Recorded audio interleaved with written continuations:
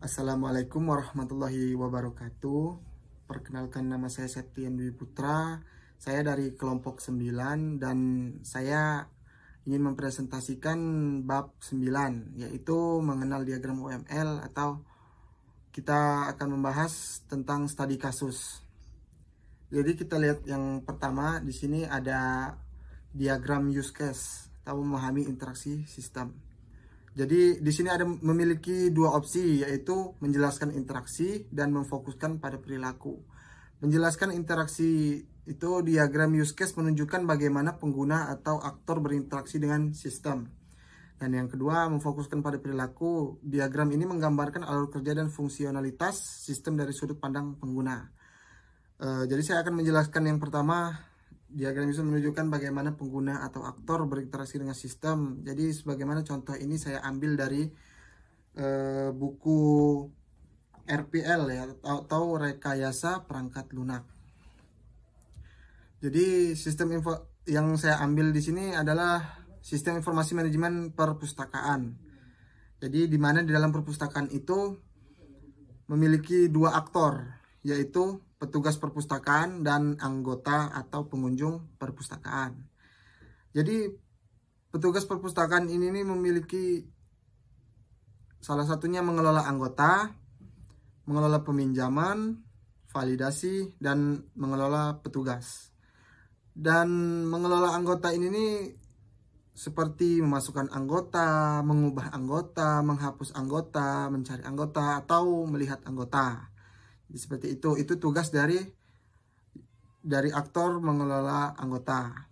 Dan selanjutnya mengelola peminjam. Mengelola peminjam ini tugasnya untuk mengubah peminjaman, menghapus peminjaman, mencari peminjaman, atau melihat peminjaman. Seperti itu. Jadi itulah tugas dari aktor untuk mengelola peminjaman. Yang selanjutnya yaitu validasi. Validasi ini terdiri dari login, logout, atau memeriksa status login. Itu tugas dari aktor untuk memvalidasi. Oke. Selanjutnya ada mengelola petugas.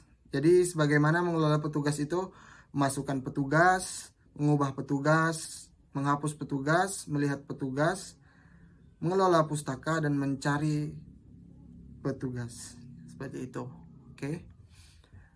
Jadi seperti itu penjelasan dari menjelaskan interaksi diagram use case, bagaimana pengguna atau aktor berinteraksi dengan sistem.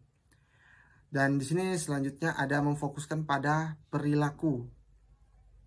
Diagram ini menggambarkan alur kerja. Jadi alur kerja dari diagram ini seperti contoh yang tadi, alur kerja dari petugas perpustakaan dan alur kerja pengunjung perpustakaan.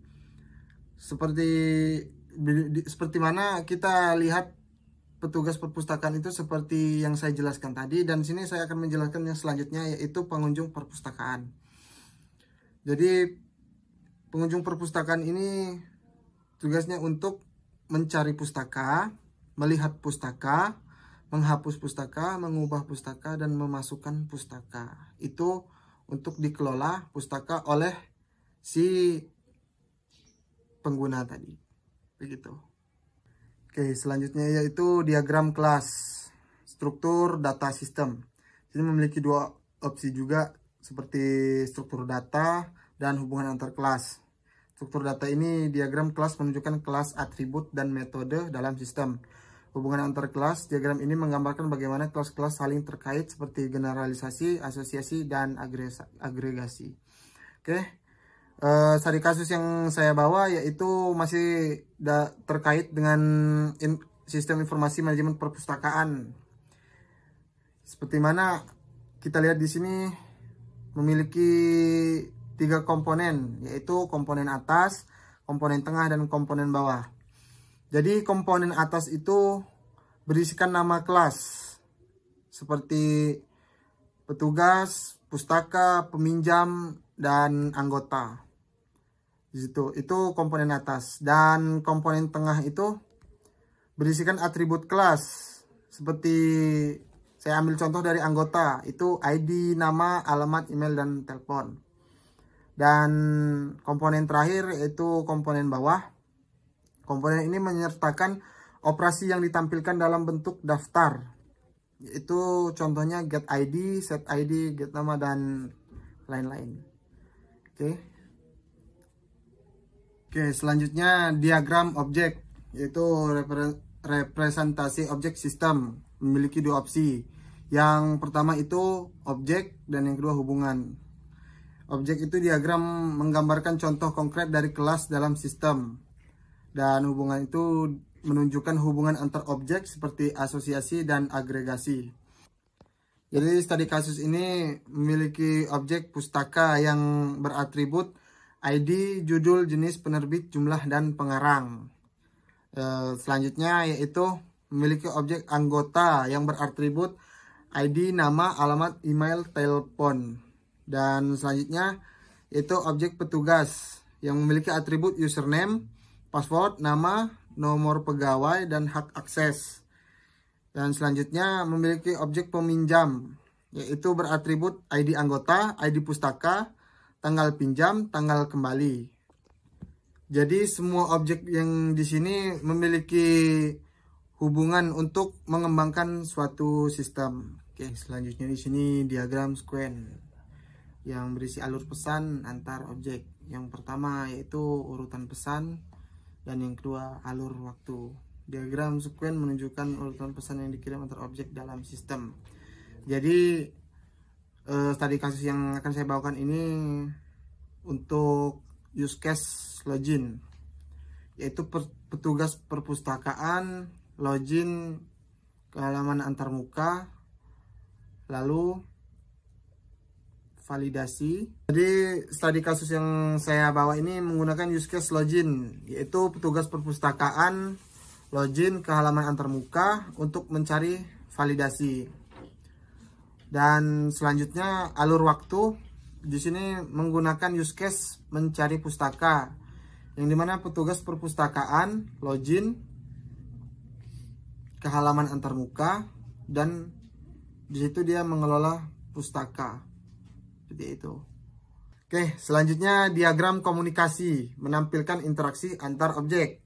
Itu memiliki dua opsi, yaitu yang pertama interaksi antar objek. Diagram komunikasi menunjukkan hubungan antar objek dan bagaimana mereka berinteraksi. Yang kedua, alur pesan. Diagram ini menunjukkan alur pesan dan interaksi antar objek dalam sistem. Jadi sebenarnya studi kasus diagram komunikasi ini tidak jauh berbeda dengan diagram sequen tadi. Tapi saya akan menjelaskan sedikit seperti mana dia menggunakan use case login. Itu yang saya ambil seperti yang tadi, yaitu petugas perpustakaan masuk ke from login dan langsung antarmuka dan mencari validasi.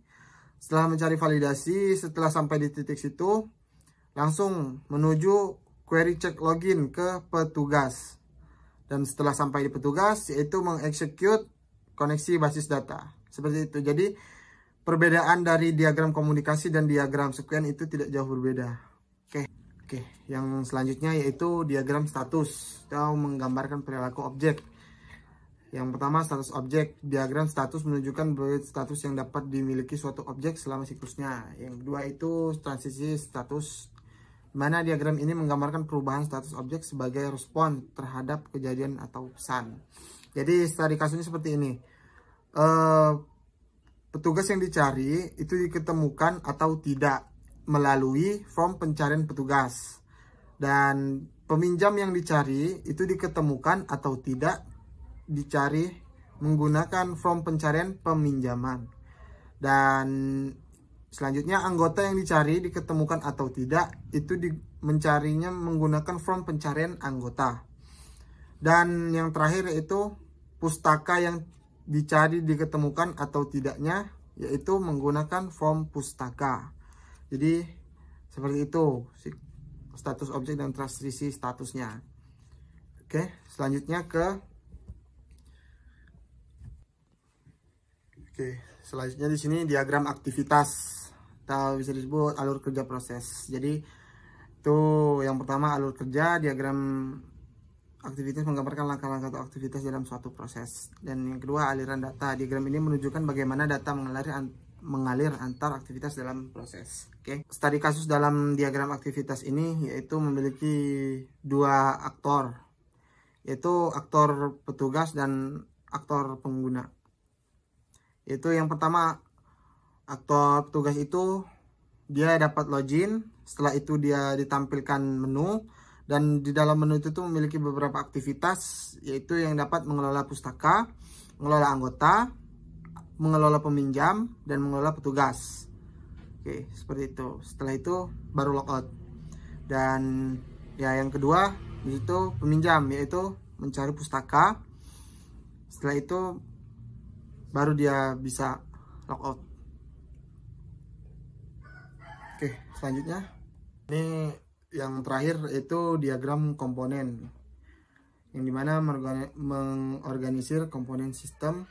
Yang pertama itu komponen, dan yang kedua antarmuka, dimana yang komponen, diagram komponen menunjukkan komponen perangkat lunak, hubungan antar komponen, dan yang kedua itu antarmuka. Diagram ini menggambarkan bagaimana komponen berinteraksi dan bertukar data.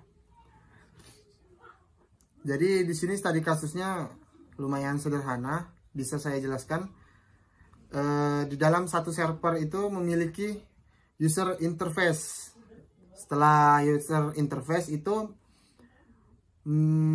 business processing, yang dimana di dalamnya memiliki security atau keamanan.